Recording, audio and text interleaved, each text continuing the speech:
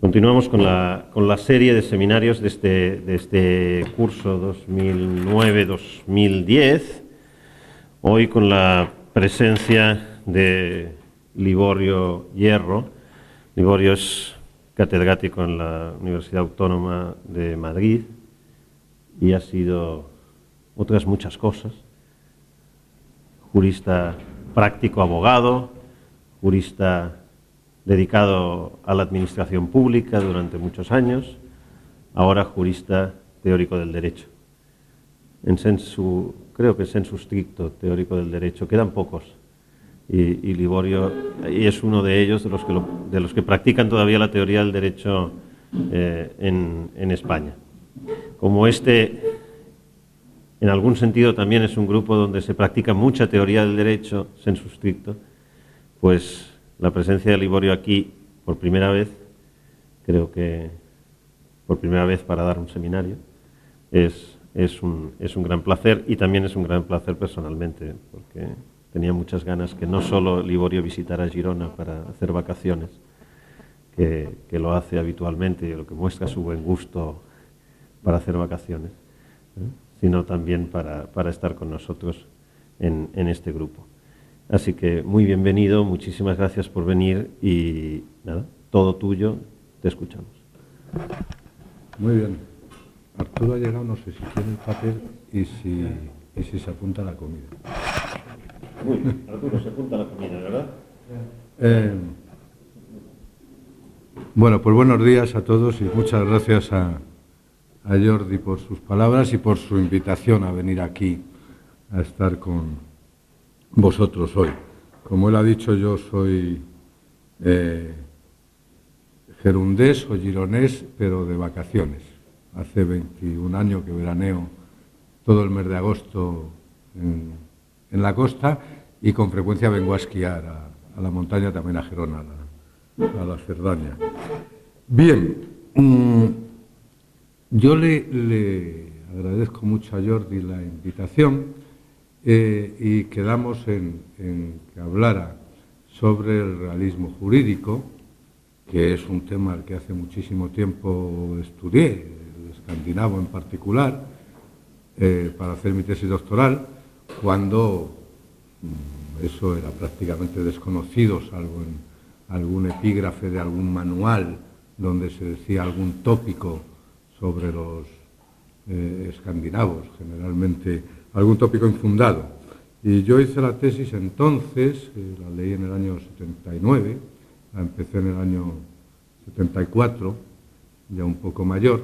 La hice en un momento en que yo creo que en España tuvo cierto interés el cambio que a algunos nos tocó llevar a cabo. Al mismo tiempo, Albert Calsamiglia trabajó sobre Kelsen. Al mismo tiempo, Juan Ramón Páramo trabajó sobre Hart, Alfonso Ruiz Miguel sobre Bobbio. Quiero decir que gracias a las indicaciones de nuestros maestros, nosotros llevamos a cabo el profundizar un poco en la renovación de la filosofía del derecho en España, trayendo con estudios más serios esas corrientes de fuera. Bueno, y luego he tenido la suerte de que, habiendo abandonado el tema durante mucho tiempo, pues se ha vuelto a reeditar recientemente el libro en una edición abreviada, donde he quitado muchos capítulos de introducción y el que se refería al realismo escandinavo. Bueno, en ese contexto, Jordi me invitó a hablar de esto aquí, al mismo tiempo, casi en el mismo momento, poco después de que me hubiera invitado también a hacer un comentario a un artículo de Mauro Barberis sobre el realismo jurídico genovés para un libro que va a salir. De tal forma que yo empecé a preparar esta reunión y le sugerí a Jordi, aunque no nos hemos entendido bien, que el material que ofrecía era una conferencia que he dado ya más veces y que solo voy corrigiendo, que se llama Invitación al Realismo Jurídico. Bueno, generalmente la he dado para estudiantes de doctorado, alguna vez en algún seminario, por ejemplo en el de Alicante y tal. Bueno, y es una información sobre el realismo, una comparación entre un balance entre el escandinavo y el norteamericano y una especie de conclusión sobre su estado actual. Entonces mandé esa conferencia después de revisarla un poco y al mismo tiempo le decía, eso lo puedes ofrecer como material si alguien quiere leerlo o bujearlo, y también el capítulo para el libro sobre el realismo jurídico genovés. Y le decía, y si me da tiempo yo prepararé otra cosa a partir de esas. Me ha dado tiempo y esa otra cosa es la que voy a presentar aquí y le llamo invitación al realismo jurídico discusión.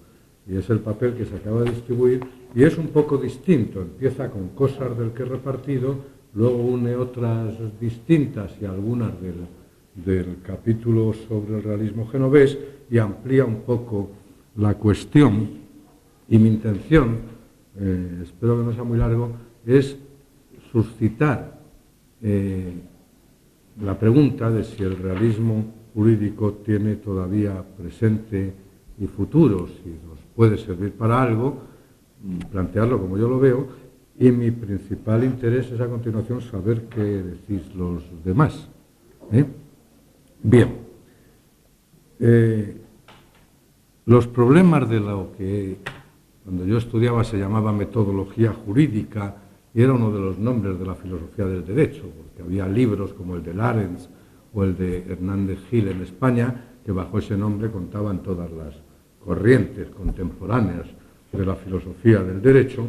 Los problemas de la metodología jurídica entendida en ese sentido amplio, se me ocurrió hace tiempo, que podían reducirse a tres. Uno, ¿cómo se conoce el derecho? Por ejemplo, ¿qué es derecho en Inglaterra? Dos, ¿cómo se aplica el derecho? Por ejemplo, conforme al derecho inglés, ¿tiene Lady Bird el derecho de conservar la guarda y custodia de sus hijos? Lady Bird es un personaje de una película que no sé si conocéis, que se llama Lady Bird, y que es sobre un problema de patria potestad sobre unos hijos que la administración entiende que están abandonados. Bien, pues digo, ¿cómo se aplica? Por ejemplo, conforme al derecho inglés, ¿tiene ella el derecho de conservar la guardia y custodia de sus hijos? Y tres, ¿son las dos anteriores la misma pregunta?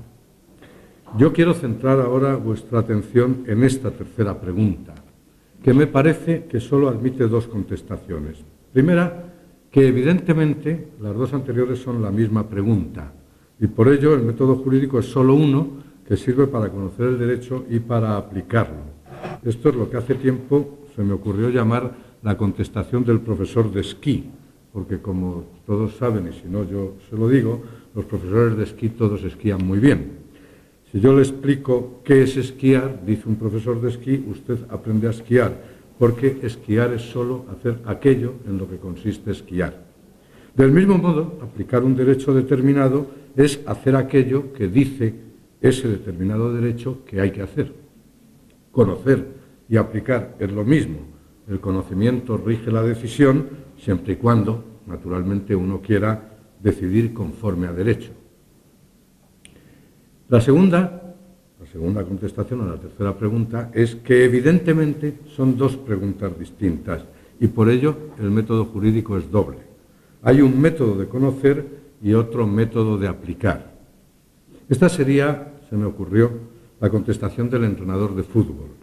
Ustedes saben, y si no yo se lo cuento, que muchos entrenadores de fútbol, no Guardiola, ahora está más de moda que entrenen los jugadores, pero tradicionalmente, y todavía hoy con alguna frecuencia, los entrenadores son muy malos jugadores de fútbol, o no saben jugar al fútbol, saben entrenar.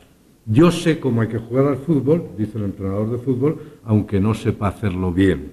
Yo entiendo mucho de fútbol, pero no sé practicarlo. Conocer y aplicar no es lo mismo. El conocimiento no rige la decisión.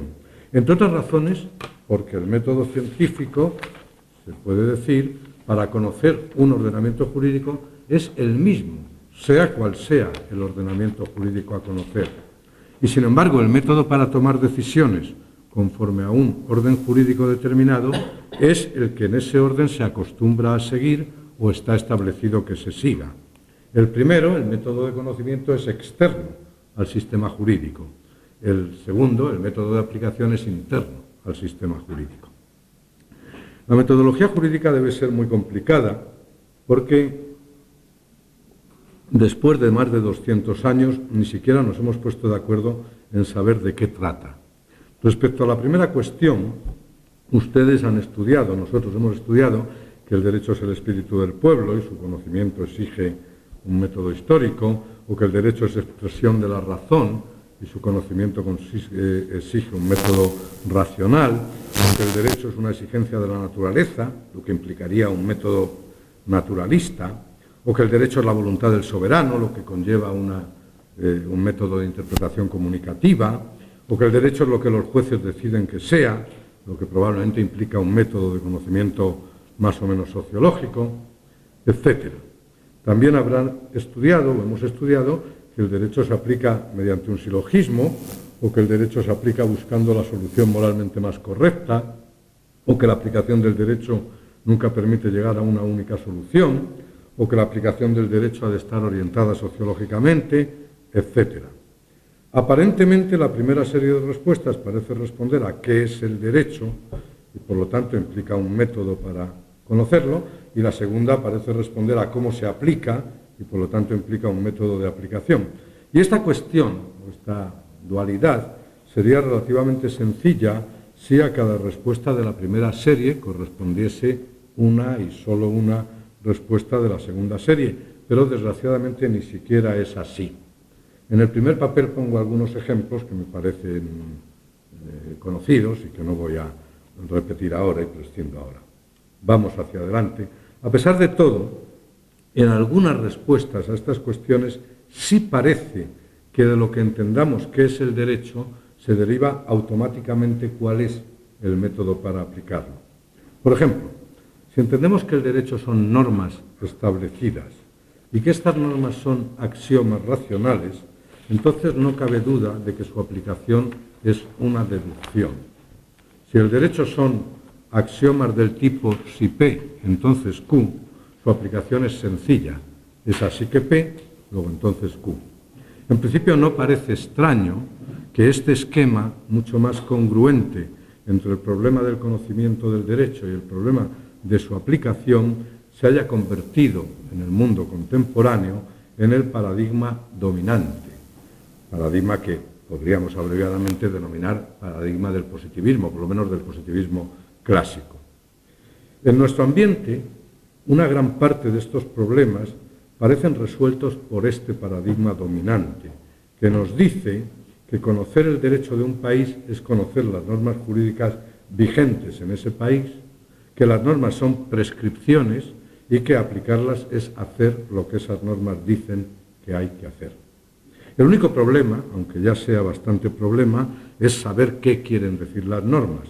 Y para solucionarlo hemos desarrollado un fuerte aparato dogmático, que es algo así como un diccionario de la lengua jurídica. Esto nos mantiene en un terreno relativamente firme y por eso, añado, es lo que es más familiar y más comúnmente aceptado por los juristas prácticos. En definitiva, con este criterio, al aplicar el derecho, y esto cualquier jurista lo entiende, ni pretendemos juzgar moralmente a Lady Bird, ni pretendemos solucionar los conflictos psicosociales de esta señora y de sus hijos. Si la cuestión jurídica que se plantea es decidir si los hijos de Lady Bird están en desamparo, se trata solo de saber qué connotación tiene el término desamparo en la ley inglesa.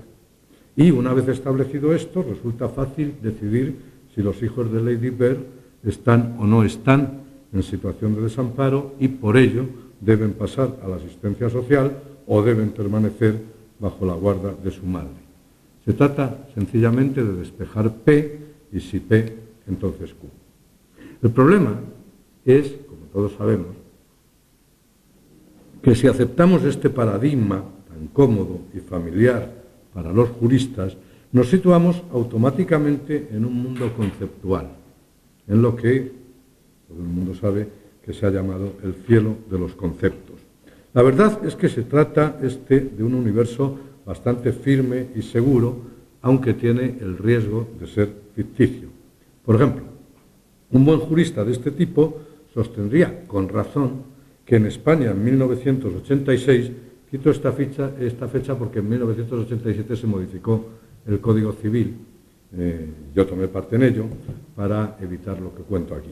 Digo, un buen jurista de este tipo sostendría con razón que en España en 1986 todos los menores se encontraban jurídicamente protegidos, perfectamente protegidos jurídicamente, porque o bien estaban sometidos a la patria potestad, en virtud de la cual el padre y la madre estaban obligados a velar por ellos, alimentarlos y educarlos, como manda el Código Civil, o bien estaban sometidos a la tutela, cuando un menor no estaba bajo la patria potestad. Y la tutela se acordaba, de acuerdo con el Código Civil, a petición de cualquier interesado, o del Ministerio Fiscal, que estaba obligado a pedirla en cuanto tuviese conocimiento de que alguien en el territorio de su jurisdicción debía ser sometido a ella, o incluso de oficio por el juez si tenía directo conocimiento de la situación que exigía la tutela. El sistema era perfecto, no había agujero ni laguna alguna. Y naturalmente no es competencia del jurista investigar cuántos padres no ejercían la patria potestad, cuántos fiscales no se enteraban de quiénes debían ser sometidos a tutela en el territorio de su jurisdicción y cuántos jueces no actuaban de oficio. Es decir, como en cierta ocasión Kelsen respondió, en concreto respondió a Ross, la ciencia jurídica se ocupa solo del derecho y, cito a Kelsen, el derecho californiano no consiste en que el hurto por regla general se castigue con prisión, sino en que el hurto siempre y sin excepción debe ser castigado. En este debe ser castigado, dice Kelsen, consiste el derecho, no en ser castigado de hecho. Manteniéndose en ese mundo del deber ser, el jurista puede llegar a la singular experiencia cognoscitiva, de la que doy fe, porque lo conozco, el tema de que los menores de edad abandonados están jurídicamente más protegidos en Brasil que en España, o que los derechos humanos están jurídicamente más protegidos en Colombia que en el Reino Unido, porque eso es lo que nos dicen sus leyes cuando las leemos.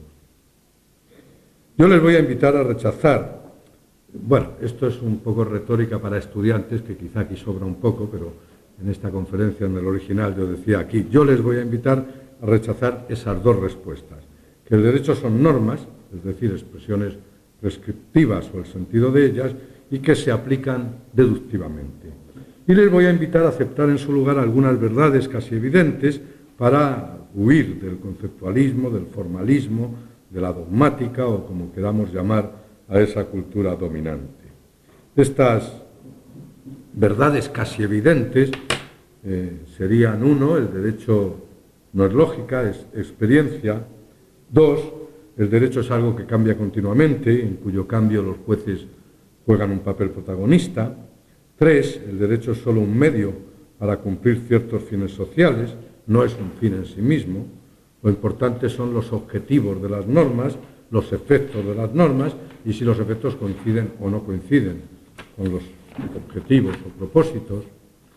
4, la sociedad cambia continuamente y cambia más rápidamente que el derecho. Por eso el derecho, tanto sus normas como sus instituciones, han de adaptarse continuamente al cambio social. 5, hay que separar ser y deber ser. Una cosa es conocer lo que dicen las normas y lo que los tribunales hacen con ellas, y otra distinta es establecer qué deberían decir aquellas y qué deberían hacer estos. Pero para establecer seriamente lo que se debe hacer hay que conocer objetivamente qué es lo que está ocurriendo. 6, los conceptos tradicionales no sirven para conocer lo que realmente es el derecho de un país. Con la mayor frecuencia lo que suelen hacer es ocultar la realidad. 7, es muy dudoso que las normas sean el factor protagonista en las decisiones judiciales más importantes, e incluso en gran parte de todas ellas. Los jueces seleccionan por ideología, por comodidad y por inercia. 8, los jueces no solo manipulan las normas, sino que también manipulan los hechos. Una gran parte de las decisiones judiciales se resuelven en problemas de prueba y no en problemas normativos. 9, todos los sectores del derecho tendrían que ser analizados en función de sus efectos sobre la realidad social. Y 10, en resumen, conocer la realidad del derecho no es conocer, o no es solo conocer normas, sino que es conocer hechos sociales muy complejos. Aplicar el derecho no es solo aplicar normas, sino que es resolver satisfactoriamente conflictos sociales valiéndose de criterios normativos. Bueno, yo digo, y esto es también retórica para estudiantes, me gustaría saber si este programa no les parece bastante más moderno, bastante más sugerente, bastante más científico y bastante más útil socialmente que las discusiones conceptuales, los silogismos y los formalismos. Si es así, podríamos decir a quien lo aceptara, ustedes son realistas, porque ni una sola de estas 10 propuestas que acabo de enumerar es, como aquí sabemos de sobra, mía ni es muy moderna. La primera es una conocida afirmación del juez Oliver Wendell Holmes a principios del siglo XX. Las otras 9 son una selección un poco retocada y casi completa del programa que Carl Luitling atribuyó al movimiento realista, que agrupó a una infinidad de jóvenes juristas en los Estados Unidos durante los años 30 del siglo XX, movimiento que, como aquí sabemos de sobra, tuvo, por cierto, un gran éxito, cabe incluso decir que murió de éxito. Hasta aquí lo que acabo de leer coincide con el primer papel que se había repartido y que no sé si alguno habéis tenido tiempo de ver. En el material escrito que he ofrecido y que se colgó en la página web, a continuación se hace una relación de las 2 grandes manifestaciones históricas del realismo jurídico, interpretadas, en contra de una opinión frecuente, interpretadas por mí como versiones de una misma concepción del derecho. Ahora daré por sabida o por leída esa información, que no es pertinente, creo, en esta reunión, y recordaré solo la reflexión final que allí hago para continuar a partir de ella. Lo que allí sugiero que nos planteemos es si el realismo jurídico constituye todavía hoy una concepción del derecho alternativa al justnaturalismo y al positivismo, tal y como se propuso y fue admitido por diversos autores desde finales de los años 60 del siglo pasado, es decir, después de la famosa polémica sobre el positivismo. Autores como García Máinez, Finch y muchos otros entendieron que el realismo era una tercera concepción del derecho. Bueno, una pregunta de este tipo, es decir, si el realismo jurídico constituye todavía una alternativa al justnaturalismo y al positivismo, una pregunta como esa, digo, implica a la vez un juicio sobre el resultado del realismo y una predicción sobre su futuro. La cuestión no es pacífica. En el primer papel hay alguna referencia, como Dworkin y otros, unos consideran que el realismo todavía está vigente, otros no. Bien, por mi parte, si hubiera que hacer un balance final, asumiendo todos los riesgos de la simplificación, me atrevería a decir que el realismo jurídico escandinavo se planteó principalmente el problema del método de conocimiento del derecho, que tuvo éxito en su crítica a la epistemología positivista clásica, pero fracasó en el intento de construir una epistemología empirista del derecho.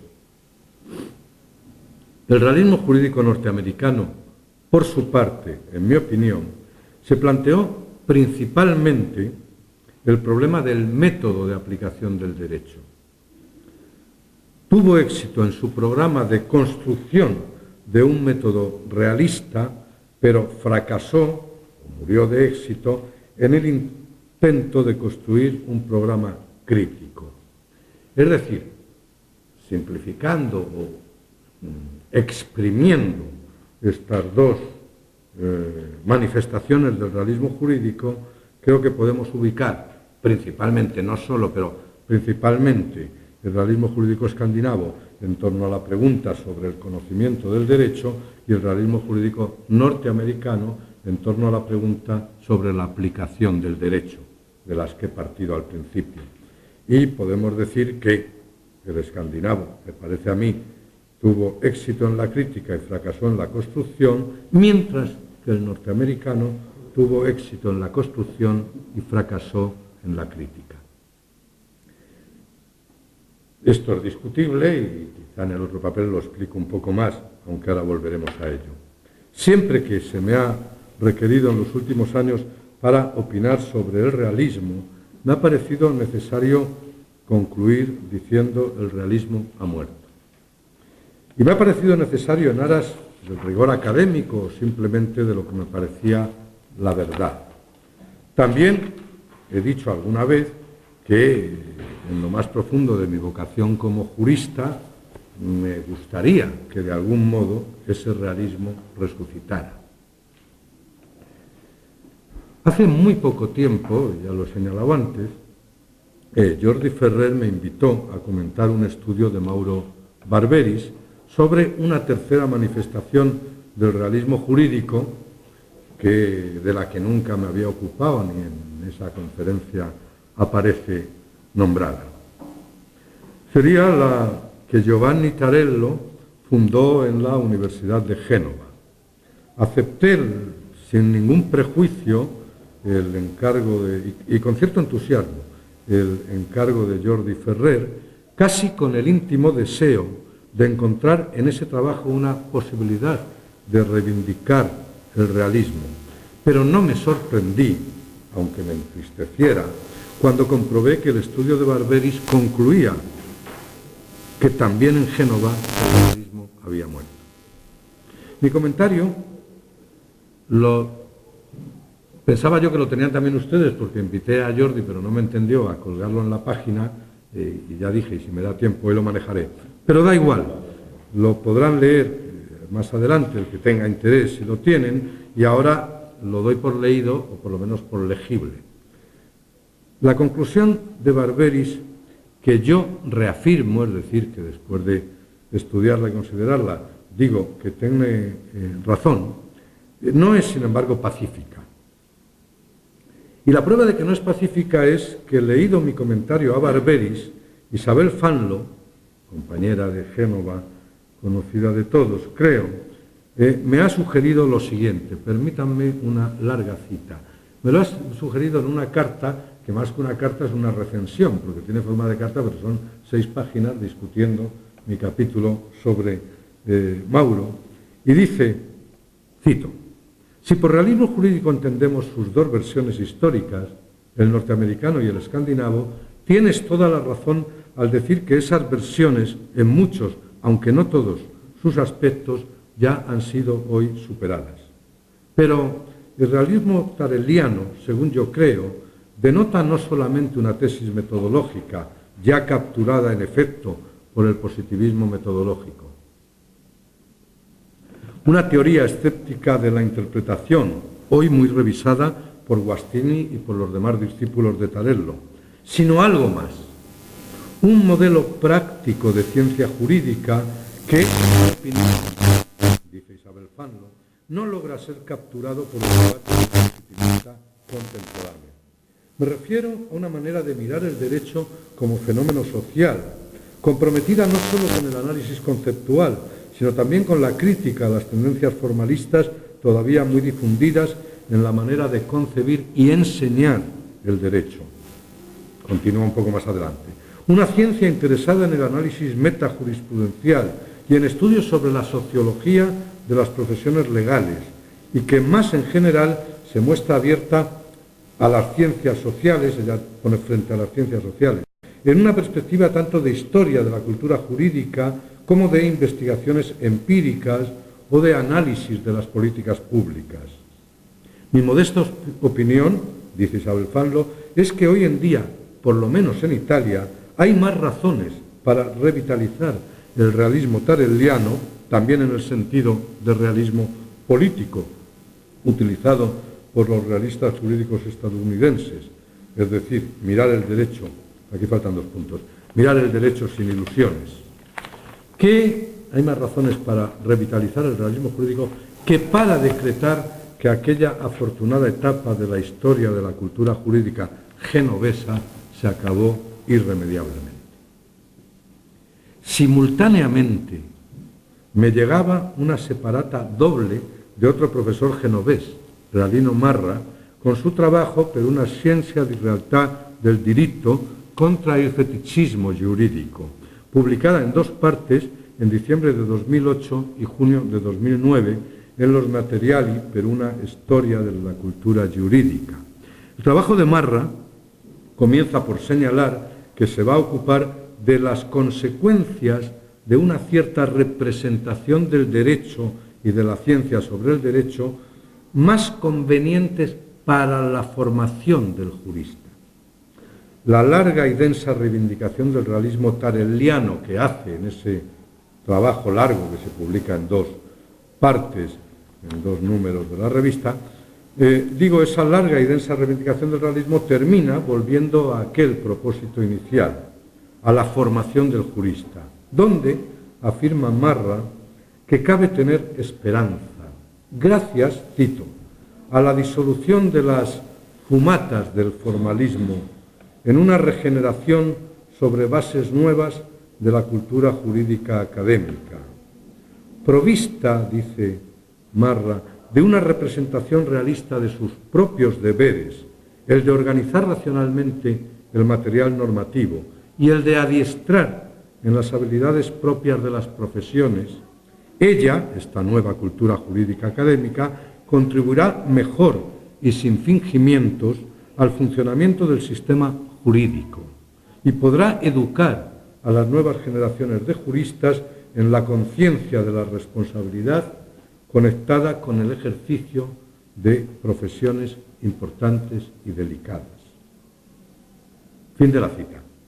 Esta perspectiva se proyecta, según Marra, en 3 niveles o direcciones: una cultural, una técnica y una ética.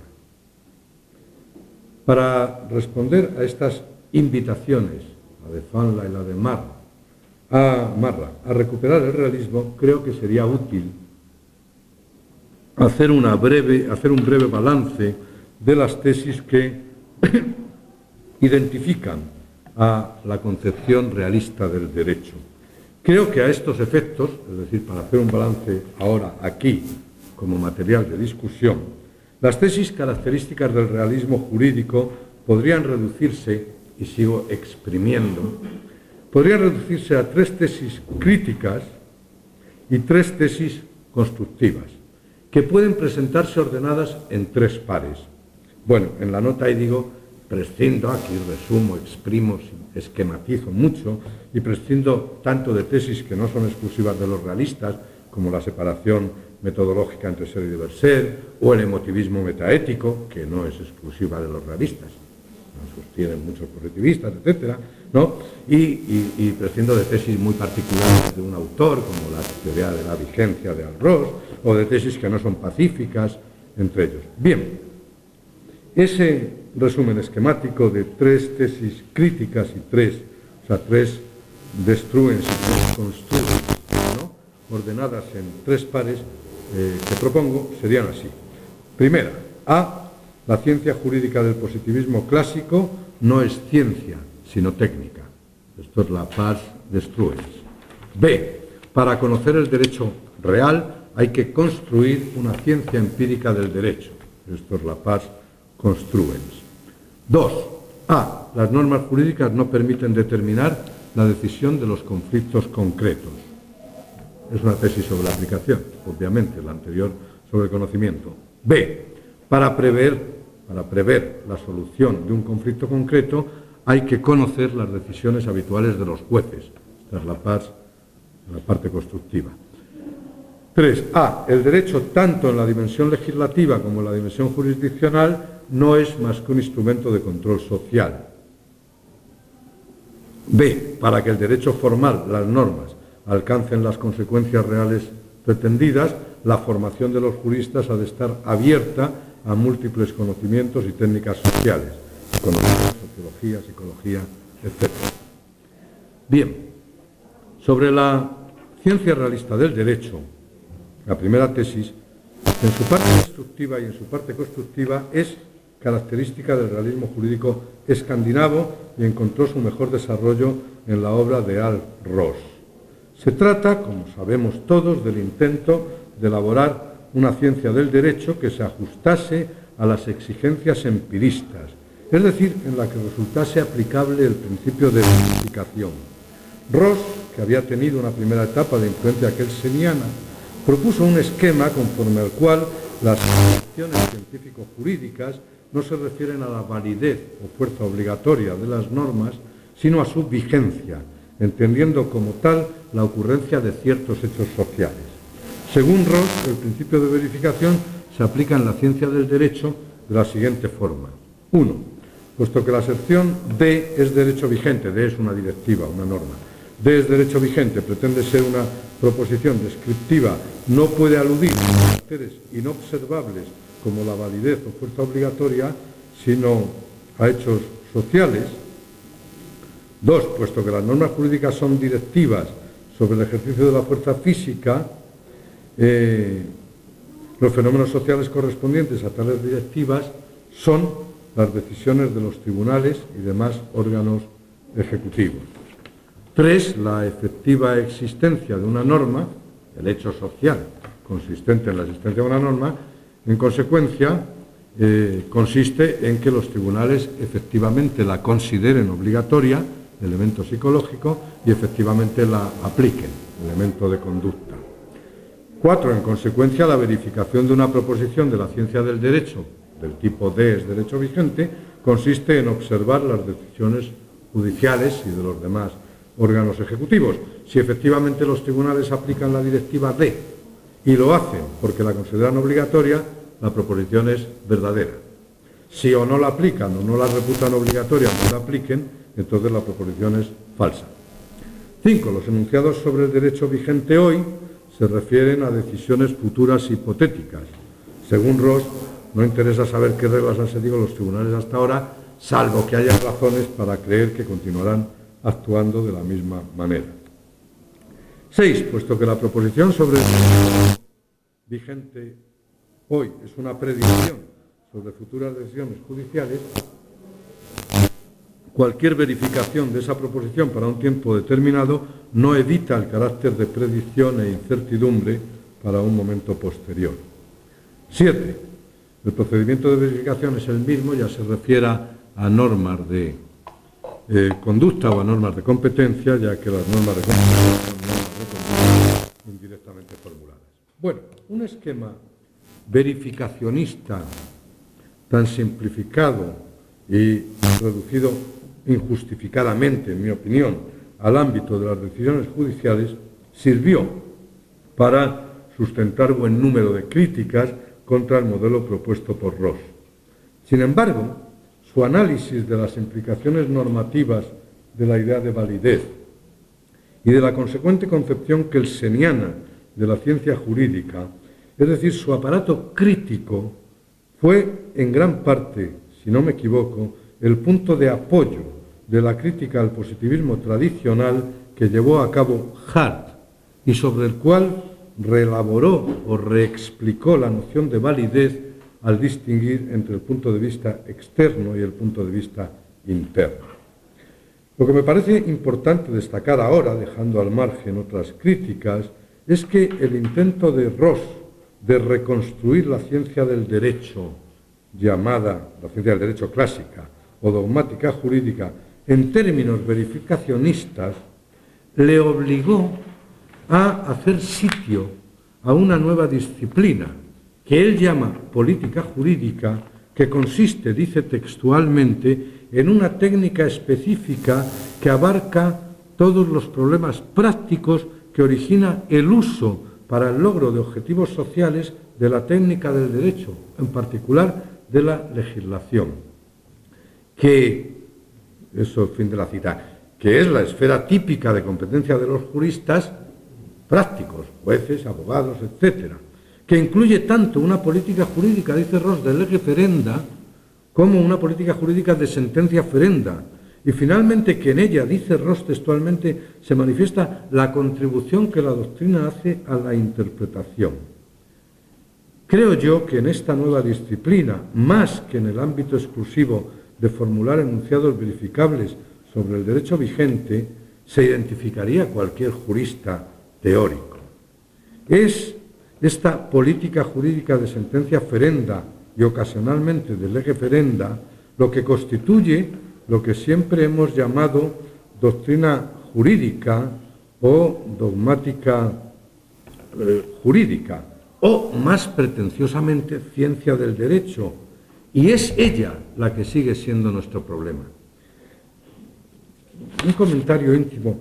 Yo, durante muchas ocasiones en mi vida, he tenido la impresión, lo digo solo en confianza y con cariño, de que muchísima gente no se había leído sobre el derecho y la justicia más que hasta la mitad. Por ejemplo, toda la gente que dice, y lo dice infinidad de gente en el mundo, que Ross sostiene que la justicia es dar un puñetazo encima de la mesa y que es un emotivista radical. Eso lo dice y a continuación explica durante páginas y páginas cómo racionalizar los juicios de valor. También, sobre la ciencia del derecho, es sorprendente que todo el mundo sostenga lo que Ross dice al principio sobre la biología del empirismo y casi nadie haya comentado que Ross al final hace una cosa, a mi entender, tremenda, que es explicar que la ciencia de lo que llamamos ciencia del derecho es esto y es muy útil y muy necesario. Lo que pasa es que él le cambia el nombre. Preocupado por la polémica sobre el empirismo, pues se empeña en construir otra ciencia del derecho que merezca ese nombre y quitarle el nombre de ciencia del derecho a esto. Y tiene toda la razón, pero esto es lo que hacemos los juristas. Bien, sigo. Existe hoy, según creo, un consenso bastante amplio entre los filósofos del derecho que se ocupan del tema en que la doctrina jurídica constituye una técnica, es decir, un conocimiento aplicado. Puesto que sigo sosteniendo sobre ello el mismo punto de vista, reproduciré algo que ya dije en 1981.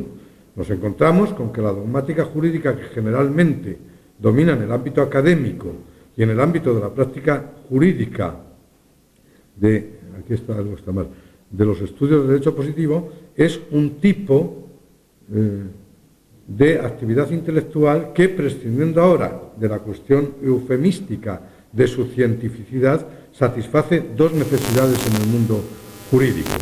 Facilita, en primer lugar, una cierta explicación de las normas positivas y su situación en el sistema, y facilita, en segundo lugar, una reconstrucción del sistema legislado, ya sea mediante el establecimiento de reglas para completar las lagunas, estipulando criterios para resolver conflictos entre normas, o extendiendo o restringiendo el alcance de las mismas, como Nino había explicado ya en sus consideraciones sobre la dogmática en el 74.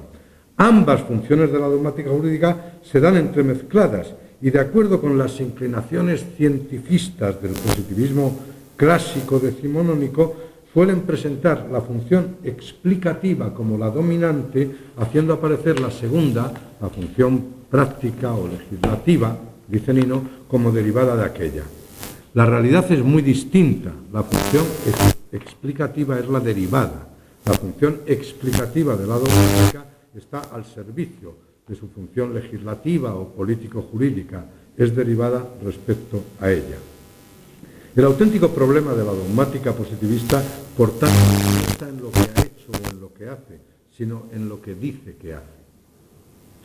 Siguiendo a Ross, bajo esa denominación unitaria, doctrina jurídica, dogmática jurídica, ciencia del derecho, se incluyen proposiciones de diferente estatus, básicamente aserciones cognoscitivas referentes al derecho vigente, directivas no cognoscitivas y aserciones cognoscitivas referentes a hechos históricos, económicos, sociales o a circunstancias que operan como argumentos para las anteriores.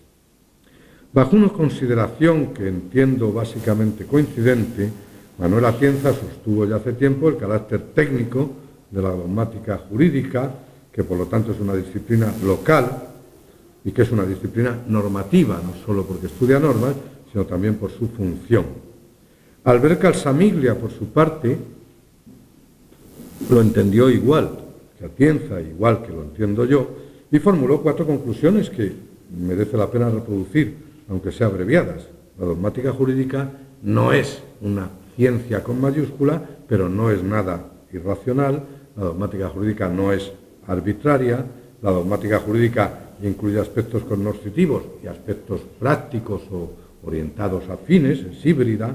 La dogmática jurídica incluye una cierta diversidad metodológica, tanto como unos presupuestos y reglas comunes que la caracterizan como, que dan lugar a una comunidad dogmática. Aceptar que la doctrina jurídica es una disciplina práctica, una técnica normativa, es casi trivial.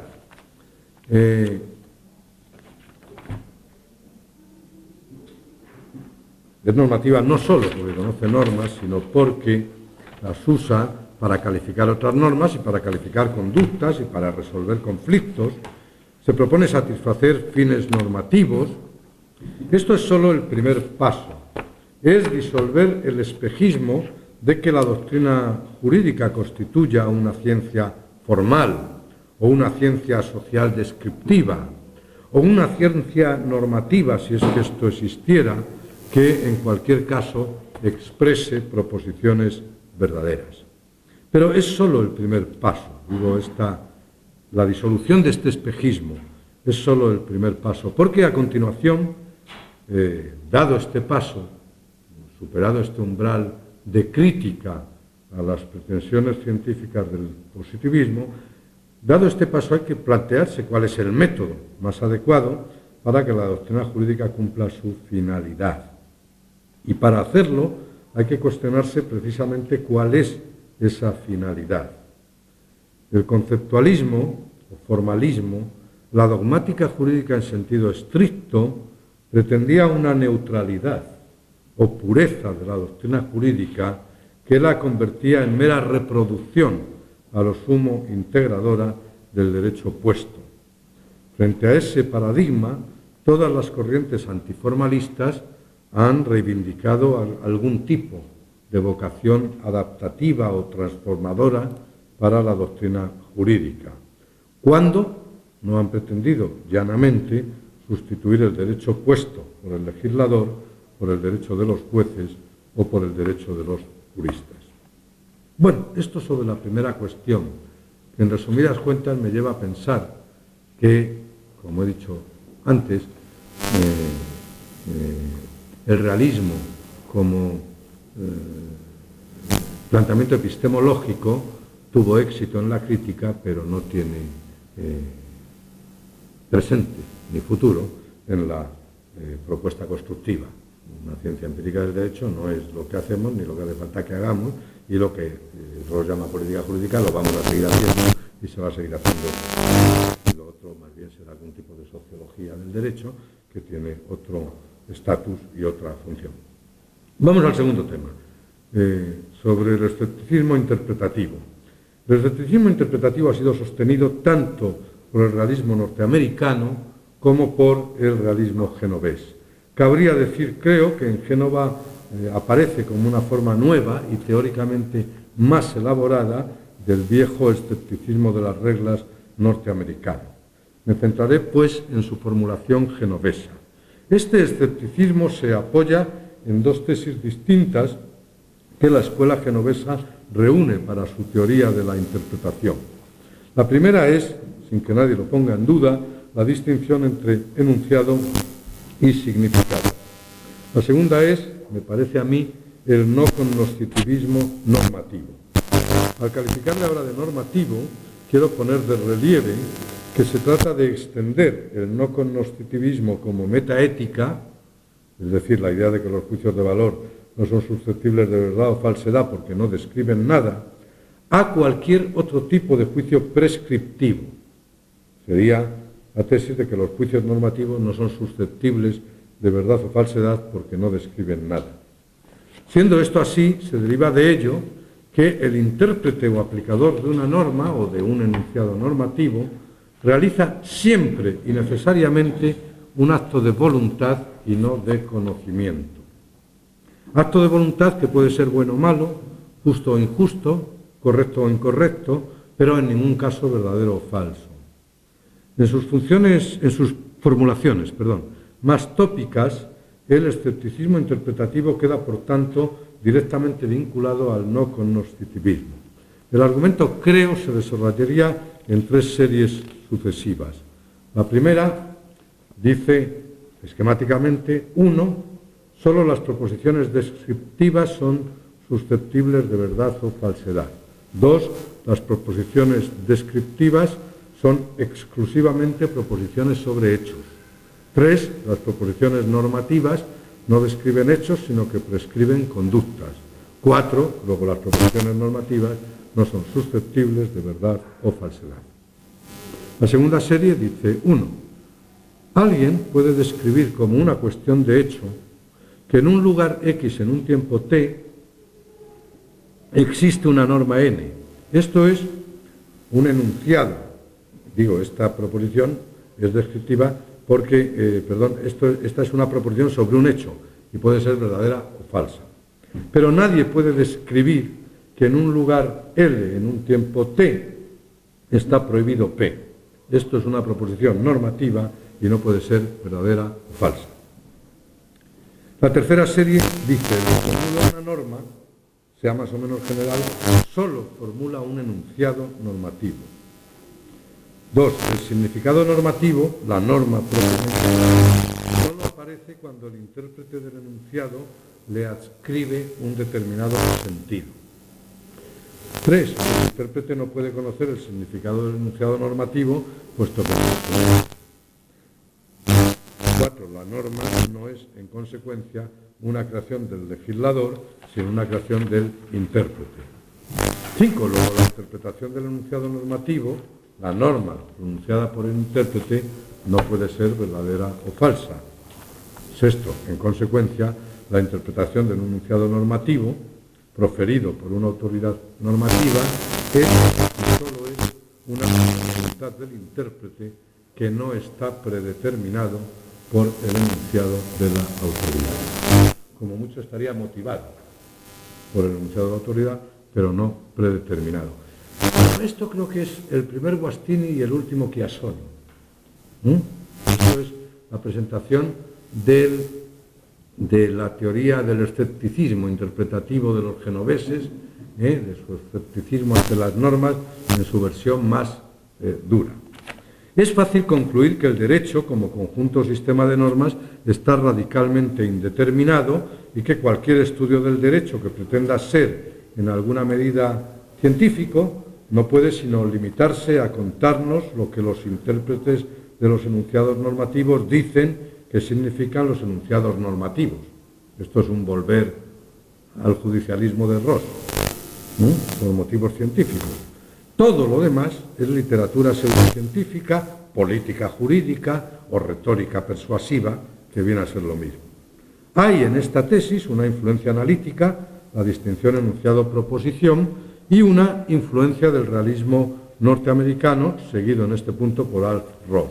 El derecho, por lo tanto, es en realidad lo que deciden los jueces al interpretar, aplicar los enunciados contenidos en los precedentes o en las leyes.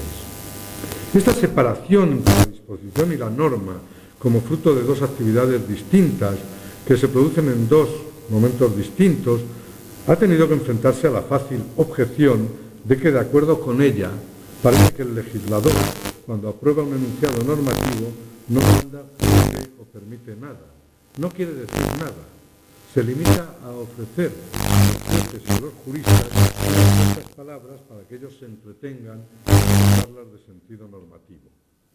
Por eso, en un segundo momento, explica Barberis, Guastini tiene que acercarse más a Kelsen para sostener que el problema de la interpretación nace no tanto de la falta inicial de significado del enunciado disposición, sino de la posibilidad de que el enunciado disposición tenga más de un significado. Finalmente hay un tercer momento representado por Chiasoni, en que se retorna a las posiciones radicales del principio, del antiguo Guastini, retorno que, dice Barberis, se habría producido al calor de la polémica. Bueno, el estudio que he realizado y que tendrán disponible tendréis disponible, permite concluir que hoy día tanto Guastini como Comanducci mantienen un desacuerdo meramente verbal sobre lo que es y lo que no es el escepticismo interpretativo, y un acuerdo tan sustancial como sensato sobre el carácter convencional de la referencia semántica de los enunciados normativos, y por ello de su significado, y por ello de la verdad o falsedad de las proposiciones que expresan que una norma existe en un sistema normativo dado, o de las que expresan que de acuerdo con una norma que existe en un sistema normativo dado, una acción está prohibida o es obligatoria o está permitida. El escepticismo interpretativo se reduce ahora a una cuestión de perspectiva y a una cuestión puramente descriptiva. Es decir, uno es más interpretativamente escéptico si cree que en una determinada comunidad jurídica hay muy poco acuerdo sobre lo que significan sus enunciados normativos. Es decir, muy poco acuerdo sobre cuáles son las normas establecidas por aquellos enunciados. Y uno es poco interpretativamente escéptico si cree que en una determinada comunidad jurídica hay un extenso acuerdo sobre lo que significan sus enunciados normativos, es decir, un extenso acuerdo sobre cuáles son las normas establecidas por aquellos enunciados. Si en una comunidad jurídica dada hay o no hay ese extenso acuerdo, esto obviamente es una cuestión empírica. Si uno quiere o no quiere conseguir que lo haya, esto es una cuestión político-jurídica. Y por lo que yo sé, por lo tanto no hay que sorprenderse, los realistas genoveses, tanto Silvana Castiglione como Paolo Comanducci, como Riccardo Guastini, etc., niegan a fuer de realistas que un científico del derecho, en cuanto científico, se pronuncie sobre las cuestiones interpretativas conflictivas. Pero, en cuanto juristas, o políticos, o ciudadanos comprometidos, o como quiera que ellos quieran llamarse a estos efectos, todos ellos se caracterizan por defender y procurar lo que parecería sorprendente, y José Luis Martí lo ha señalado en un trabajo, lo que parecería sorprendente en un escéptico ante las normas, todos ellos se esfuerzan por procurar que el consenso interpretativo sea el máximo posible, y como cuento en el otro trabajo, y que la seguridad jurídica sea la mayor posible y que los jueces se restrinjan lo máximo posible, etcétera, etcétera. Podríamos concluir con Hart, ya me queda muy poquito, que los escépticos sobre las normas son simplemente dogmáticos desilusionados. Dice Hart, el escéptico ante las reglas es a veces un absolutista desilusionado. Se ha dado cuenta de que aquellas no son lo que serían en un paraíso formalista o en un mundo en que los hombres fueran dioses. Y cuando descubre que lo que llamamos reglas no realiza ese ideal, expresa su desilusión negando que haya o pueda haber regla alguna. Bueno, dicho en otras palabras, en el segundo nivel de cuestiones, es decir, en lo que se refiere al método de aplicación, al par de tesis constructiva, crítica y constructiva sobre la aplicación del derecho, creo que el realismo como escepticismo ante las reglas, como afirmación de la necesaria y radical indeterminación del derecho, ha muerto, ha fracasado. Y en lo que tuvo éxito es en ofrecer mayor aparato cultural a los juristas prácticos que el mero aparato conceptual. Es decir, tuvo éxito en la construcción y fracasa, muere en la crítica. Creo que eso se puede constatar en los americanos y también en los genoveses, lo constata Mauro Barberis y lo desarrollo en algunos puntos yo en ese trabajo y creo que es así. Insisto, hasta aquí he tratado de demostrar, no sé si me estoy alargando demasiado, pero me queda muy poquito, que de aquellos tres pares, el primero que se refiere al conocimiento, centrándose sobre todo en la propuesta de Ross, que es la más elaborada, he tratado de demostrar que tiene éxito en la crítica y fracasa en la construcción, y el segundo tiene éxito en la construcción y fracasa en la crítica. Bien, pero queda el tercer par. Recuerdo que el tercer par, tal y como lo situé, tal y como lo formulé, era el siguiente. 3. El derecho es solo un... No.